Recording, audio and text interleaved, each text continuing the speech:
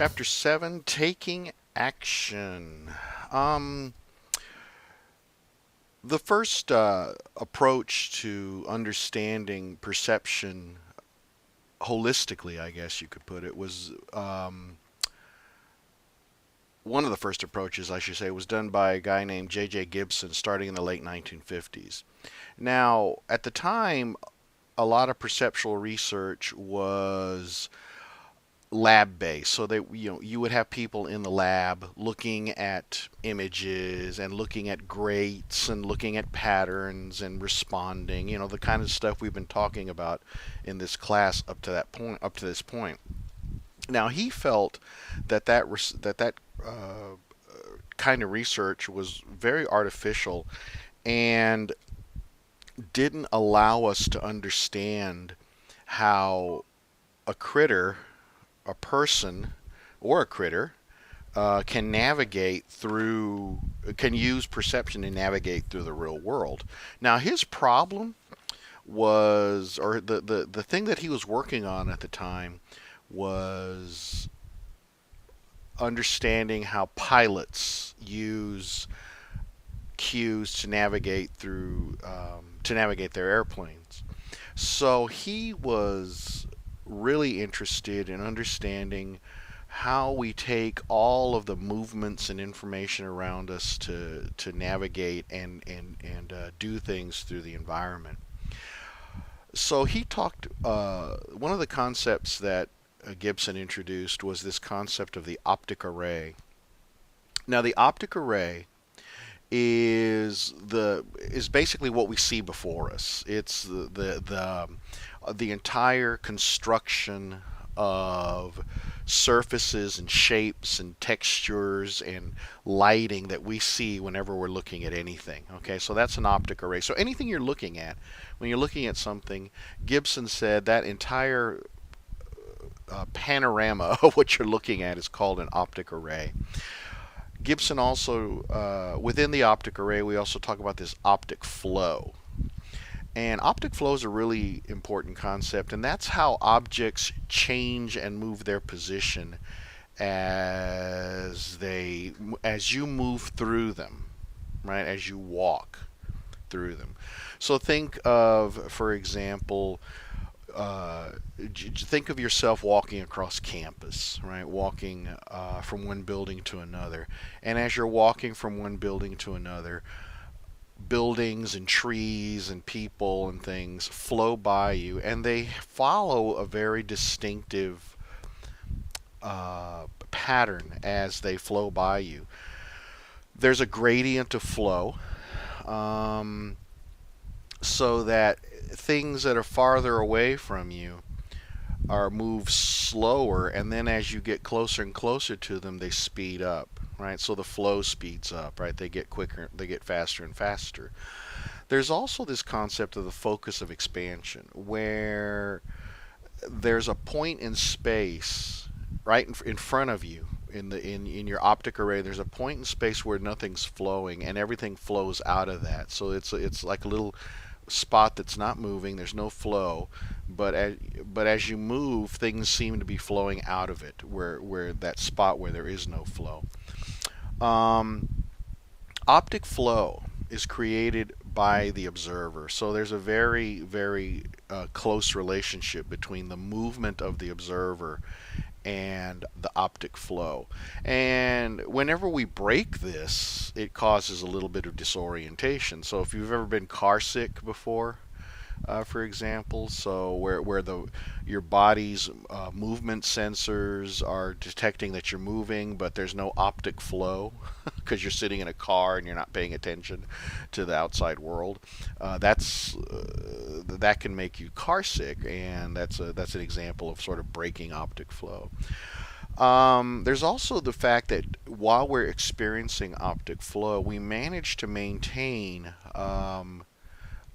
the constant relationships of the way things look and the shapes of things. I'm sorry, the way things are constructed and their shapes. So, for example, if I'm walking through a scene, or if I'm walking somewhere, and somebody's standing there to my just slightly off to my right, and I'm approaching, and they're just standing there, maybe talking to somebody else.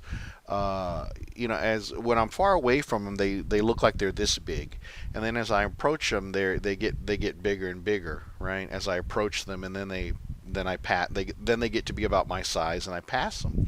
That person did not grow from this big to my size, right?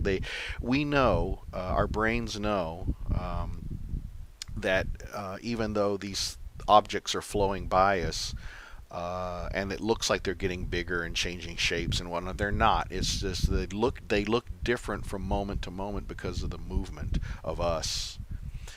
So here's a really great example of the focal point. What we talked about here, the focus of expansion, right?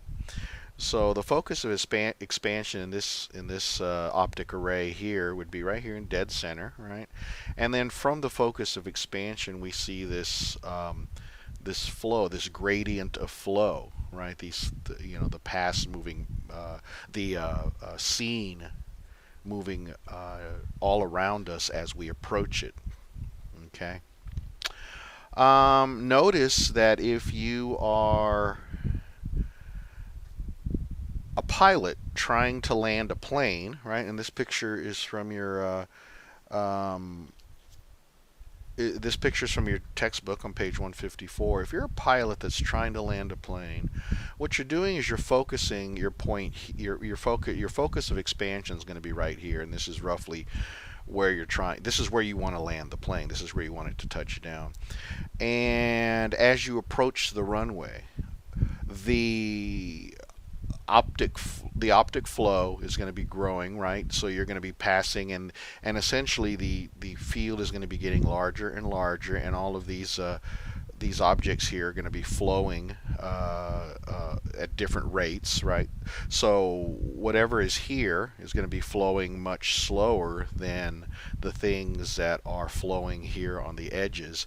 And this is one of the things that makes doing things like landing a plane so challenging for our perceptual systems. Is where obviously when you're flying in a plane, you're traveling faster than humans evolved to travel, right? So what you're having to do is to calculate this landing spot with all of this changing information going through your optic flow. The other thing too about calculating our perception in space to do something can be demonstrated through doing a somersault. Now, and of course, here's a picture of a person doing a somersault on page 155 of your book, the top of page 155. Now, if you wanted to, well, let me back up. Theoretically, you could perform a somersault by learning the muscle movements. So you wouldn't even need visual input. You could just practice the muscle movements, and it wouldn't matter if you were blindfolded or not blindfolded. As long as you executed those muscle moves perfectly, you could always perform a proper somersault. So Barty and Laurent wanted to understand what it was that professional gymnasts did when they somersaulted. Were they using visual information during the somersault to calculate their trajectory, where they're going to land, or are they simply doing it as a form of muscle memory, right? Are they simply executing muscle movements? It turns out that when you blindfold an expert gymnast and ask them to do somersaults, they do worse. The somersaults they do are worse, meaning that immediately before, during, and right up to the end of the somersault, gymnasts are using the visual information to calculate their flight through the air. They're calculating their jump, they're calculating how to twist around how to contort their body as they're going through the air, and they're calculating how to position their body so that they can stick the landing correctly. What's really interesting is that new gymnasts who are learning how to do somersaults for the first time, don't show this effect. It doesn't matter if you if you blindfold them or don't blindfold them, they still perform their somersaults the same way, whether or not they're blindfolded or not. And what this tells us is that part of learning part of learning how to do a somersault, or how to navigate this complex way through the environment, involves a lot of visual feedback that tells us where to position our bodies, right?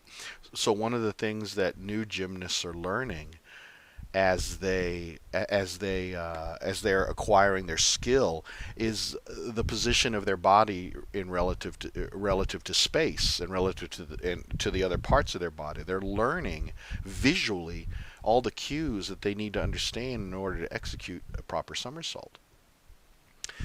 One of the great examples of optic flow is something that you experience every single day, especially here in San Antonio, where that's a very car-oriented place. Riding in a car. So the car moves, right?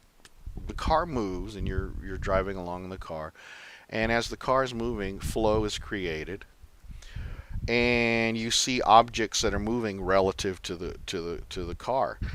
You use that information to guide the movement of the car. The way that objects are flowing by you tells you how fast you're going, where to put your car, when to stop, when to start. The movement creates the flow. The flow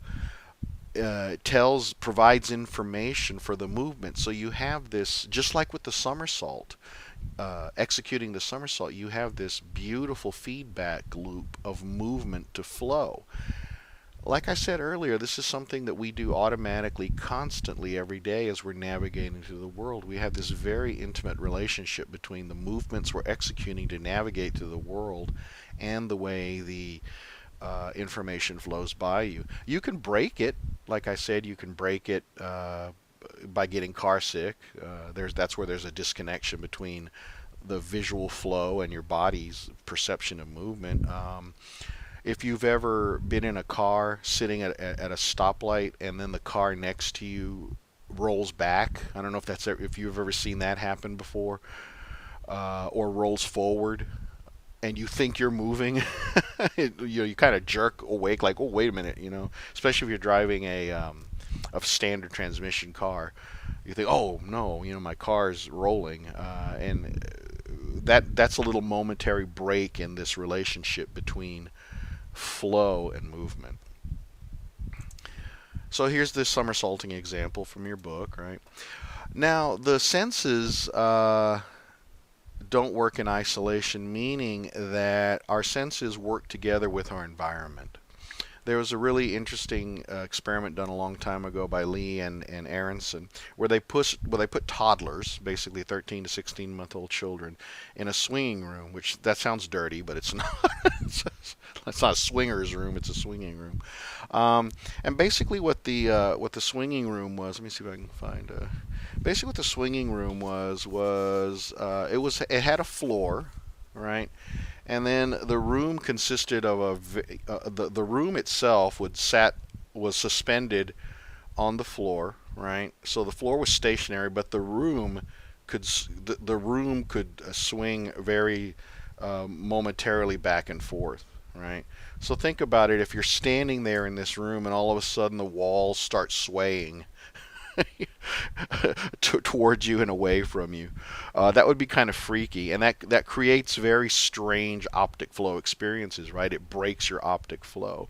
And so whenever these little babies, these little toddlers, were placed in the middle of this room, and the room was slightly swaying back and forth like that, the children would start swaying in response to the flow pattern. So they would be swaying back and forth with the room, meaning that their brains were unconsciously trying to keep track with the optic flow that was being presented to them.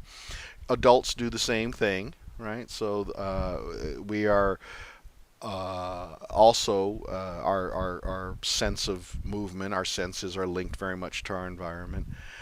And what this tells us, what these results tell us, is that the vision, the feedback vision, the visual feedback that we get as we travel through our optic array has a very powerful effect and feedback effect on balance.